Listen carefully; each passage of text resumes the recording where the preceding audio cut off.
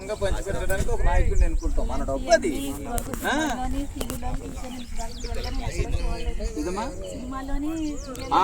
ఈ రకం అన్యాయాలు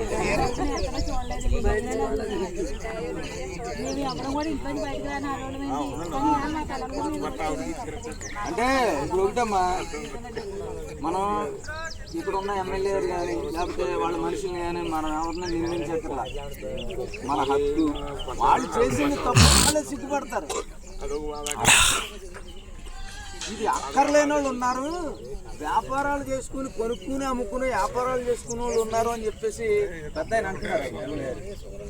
కాదయ్యా, మేము అందరము ఒక పూటకి ఒక పూట లేని వాళ్ళని, అద్దెలు కట్టుకోవాలని దౌర్భాగ్య పరిస్థితుల్లో ఉన్న వాళ్ళని, ఈ నేడు ఉంటే జీవితాంతం ఈ నేడులో నేను హాయిగా బతికేమని ఆశలు పెట్టుకుని ఉన్న వాళ్ళని అన్న విషయం మనం చెప్పాలంతే. ఆయన మంచోడే, ఆయన దగ్గరే మేము అందరం పెరిగిన వాళ్ళమే. అతని గురించి మాకు తెలిసి చాలా పరిచయం వచ్చింది. మరి ఆయనకి ఈ కుట్ర బుర్రలో ఎవరు పెట్టారు?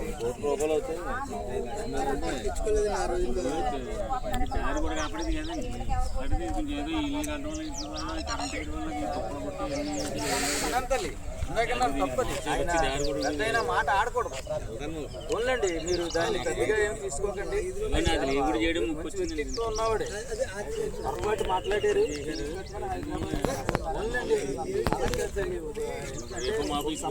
మనం నడుస్తున్నాం కదా, ఇబ్బంది పర్లేదు, మావాడితే పర్లేదు.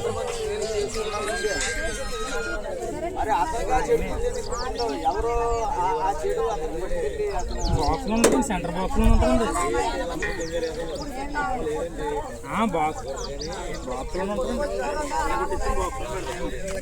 చికెన్ కాలనీలో 4000 స్థలాలు, ఒక్కొక్కటి దగ్గర 100 స్థలాలు ఉన్నాయి. ఒక్కొక్కటి దగ్గర నాయకుడి దగ్గర 100 స్థలాలు ఉన్నాయి. మీకు అర్థమైందమ్మా? అన్యాయాలన్నీ ఉన్నాయి. అది అన్యాయం, ఇది న్యాయం. అయ్యో మన పక్షాన్ని ఉన్నప్పుడు మనం భయపడక కదా. ఏమన్నారు కలెక్టర్ గారు? వాళ్ళు వెళ్ళారు కదా, మీరు ఏమన్నారు? ఏం చెప్పారు?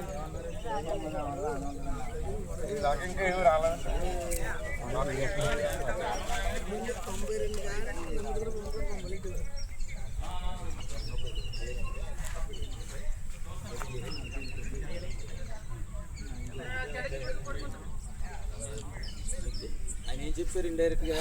మీ స్థలాల్లో మీరుండి హాయిగా ఉండండి, మీరు పరుగులు పెట్టక్కర్లేదు అని. చక్కగా ఉండండి, మీ స్థలాల్లో మీరు ఉండండి, మీ పనులు మీరు చేసుకోండి.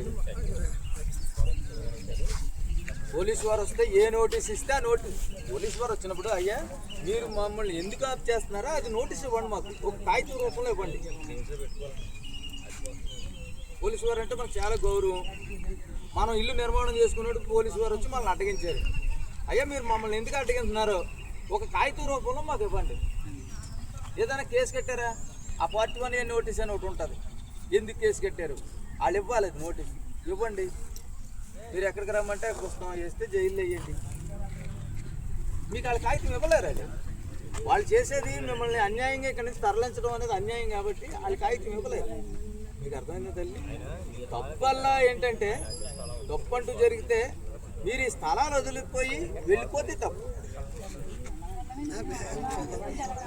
ఇదిగో మా అక్క పోరాడుతుంది, మా చెల్లి పోరాడుతుంది, లేకపోతే అన్న పోరాడుతాడు, ఎవరో ఒకరు పోరాడతాడు, వాళ్ళందరూ పోరాడితే వాళ్ళందరికి వస్తే నాకు రాదా అని మనం రాసుకుంటే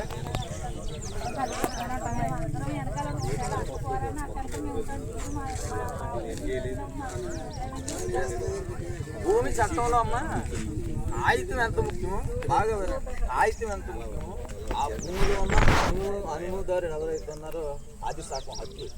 మనం అందరూ ఉండాలి. మీరు అందరూ న్యాయంగా కొనుక్కున్నారు. ఇదైతే కలెక్టర్ గారు అయితే చక్కగా చెప్పారు. ఎంక్వైరీ చేపిస్తాను, పని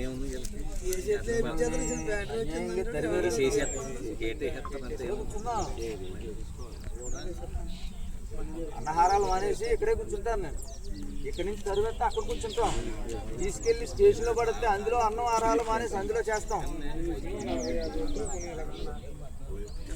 మన పార్టీ అధ్యక్షుడు శర్మతో కలుపుతో ఇంటికి అక్కడికి వెళ్ళలేదో కలుపుతో కూర్చోవాలి. మన వైపు న్యాయం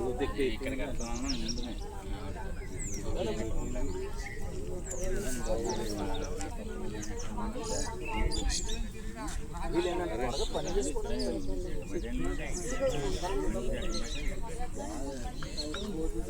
మన వాళ్ళు ఎక్కువ అలా పోయి కొంతమంది బేస్మెంట్ అలాగే ప్లాన్ చేసుకున్నారనుకో నెమ్మదిగా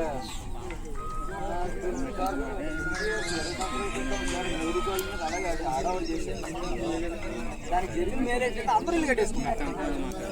మీరు కూడా అందరూ ఇల్లు కట్టేసుకుంటారు. ఇప్పుడు ఎలా ఉందో సంవత్సరం పోయిన తర్వాత వాళ్ళు ఎంత కలకల్లాడిపోతుంది నాకు తెలిసి. వాళ్ళు చేసింది మంచే.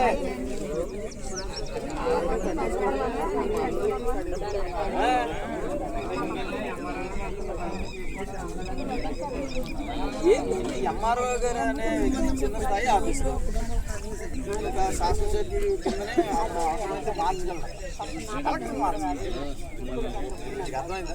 కలెక్టర్ చూడండి వాళ్ళు బ్యూరోక్రాట్స్ కాబట్టి ఐఏఎస్ ఎమ్మెల్యేలు అంత త్వరగా చేయలేదు. తహసీల్దార్ అనుకోక ఎమ్మెల్యే మార్చేది కాబట్టి ఎమ్మెల్యే ఏం చెప్తే అది నాకు చెయ్యాలి. చేయలేదు. పట్టాలు కూడా ఇచ్చిన పట్టాలు కూడా తహసీల్దార్ గారు సంతకాలు లేకుండా ఉన్నాయని ఎవరు అంటున్నారు. మరి ఎంతవరకు నిజమో నాకు తెలియదు. కానీ పట్ట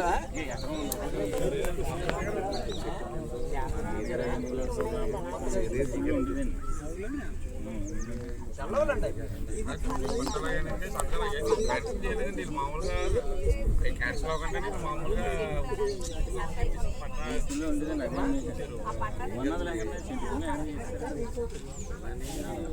అదే ఇది ఆశ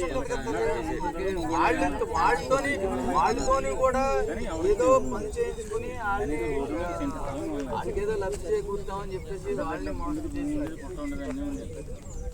అనుకుపోతారులేండి.